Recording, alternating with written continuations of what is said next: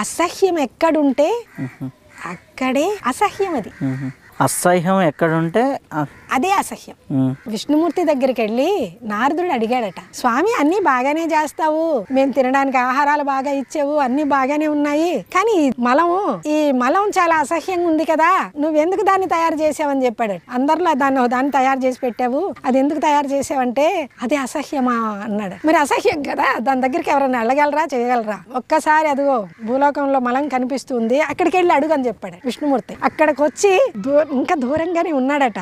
ఏయ్ దూరంగా ఉండు, దగ్గరికి రాకు అన్నదట. ఏ అన్నాడట, నువ్వు అసహ్యించుకుంటూ వస్తున్నావు, అసహ్యం నీ లోపల ఉంది, నా దగ్గర అసహ్యం లేదు, అసహ్యం నీ లోపల ఉంది, కాబట్టి నిన్ను చూసి అసహ్యించుకోవాలి కానీ నన్ను చూసి కాదని చెప్పిందట. మలం చెప్పిందన్నమాట. అందుకే ఈ లోకంలో అసహ్యించుకునేటువంటిది ఏది లేదన్నమాట. ఏమంటే అంతా ఆయనే.